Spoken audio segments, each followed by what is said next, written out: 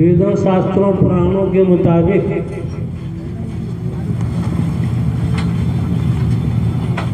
सती जी के पिताजी का नाम दक्ष, जो ब्रह्मा का पुत्र कहा जाता है, लेख के मुताबिक।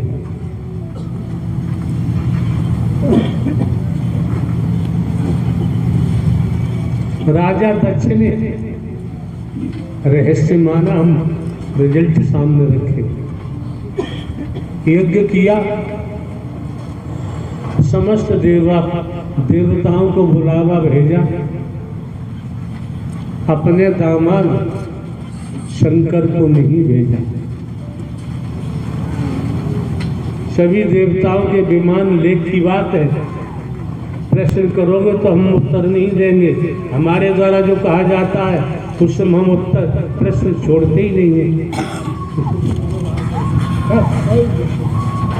ये वर्दी पहने क्यों खड़ी रहती है जब तुमसे कोई काम नहीं होता? और सुन, तू हस्तक्षेप में इनसे दो भाव, वर्दी पहने खड़ी रहती है। जब तुमसे ये काम नहीं होता तो वर्दी पहनने की क्या जरूरत है कि पहनती हो वर्दी? क्या हो सकता है? भैया बैठ जा यार, वर्दी पहने वर्दीदारी भाग जाओ सब यहाँ से, हमें किसी की जरूरत नहीं है। जो अपना काम ईमानदारी निष्ठा से कर नहीं सकता उसकी यहाँ जरूरत क्या है? क्या हो सकता है?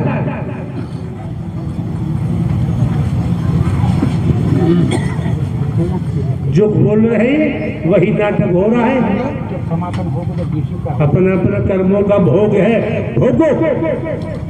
हम किसका लेंगे, किसका झेलेंगे, कब तक झेलेंगे?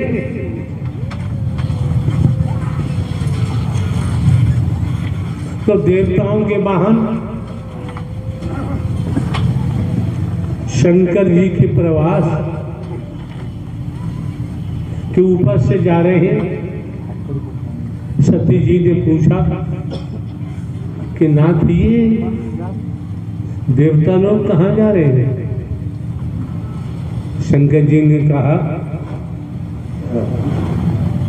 आपके पिताजी ने यज्ञ किया है, यज्ञ कर रहे हैं, सबको न्योता मिला है, ये सब आपके पिताजी के यज्ञ में जा रहे हैं। सती जी ने कहा कि आप नहीं चलेंगे? शंकर जी ने कहा कि आपके पिताजी ने तुम्हें न्योता भेजा है? नहीं, मेरे पास भी नहीं आया है। तो बिना न्योता के कैसे जाएं? शंकर जी ने बहुत मना किया। हम वचन का खेल ला रहे हैं, मानो मत आओ से मत आओ, अपनी सेहत पे क्या फर्क बनना है। शंकर जी ने सती जी से बहुत मना किया। सती जी ने हट कर ली।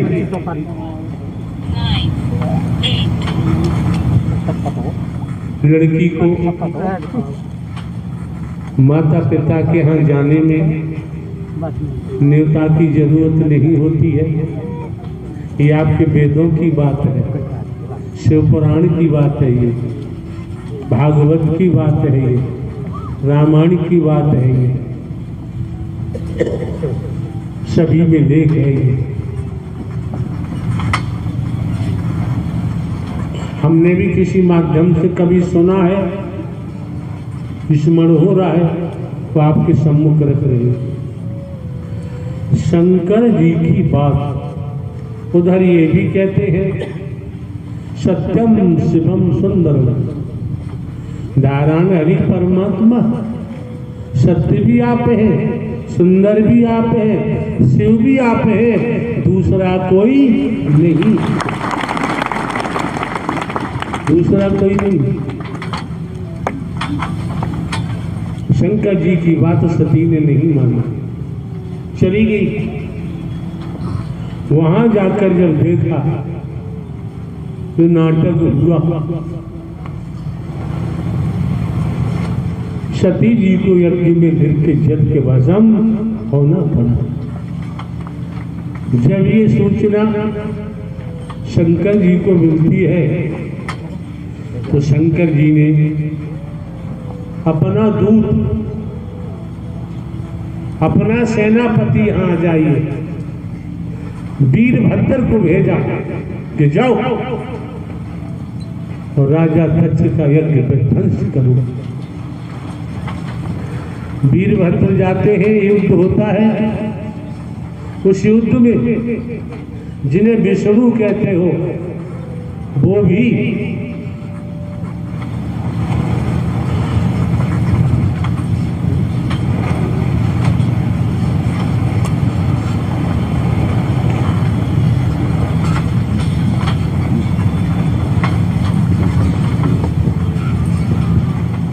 जिन्हें विष्णु के नाम से जानते हैं वो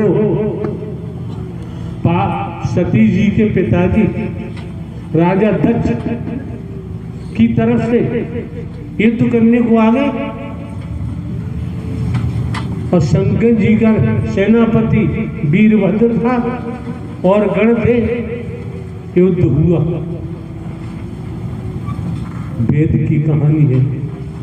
युद्ध हुआ, युद्ध होते होते वीरभद्र ने ब्रह्मा जी का बेटा राजा दक्ष उसकी गर्दन उखाड़कर यज्ञ में फेंक दी, जला। विष्णु सब देखकर, जिन्हें विष्णु भगवान कहते हो, विष्णु भगवान ये देखकर अपनी सेना को लेके भाग गए। और विष्णु को भागने की क्या जरूरत थी, अपनी सेना को लेके भाग गए।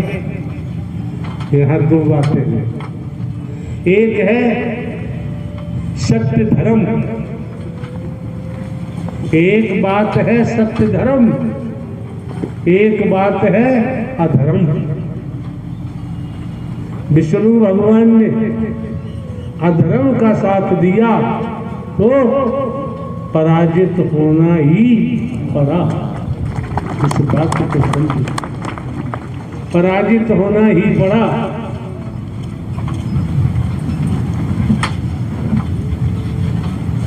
कितने किस्सा कहानी है वैदिक काल के इतिहास में, लेकिन वर्तमान की स्थिति और भयावह है। हम अतीत के किस्सा कहानी में तो संलिप्त रहते हैं, वर्तमान को समझने के लिए तैयार नहीं। तो इस कमेटी ने धोखा किया हमारे साथ। ऐसे आदमी को यहाँ संचालन में लगाया जो किसी मायने में, किसी स्तर पर इस लायक था ही नहीं। ये क्यों कहना पड़ रहा है? बीते कल जब हमारा यहाँ पहुंचना हुआ, ये कनाते भी खुली पड़ी थी। कहीं लज्जा नहीं लग रही कमेटी के लोगों को? डूब के मर जाओ और भोगना पड़ेगा, किसी न किसी रूप में भोगना पड़ेगा। अधर्मियों को इकट्ठा करते हो, अधर्मियों को लगाते हो और संगत के बीच में ऐसे लोगों को बैठाता था, संचालन करता।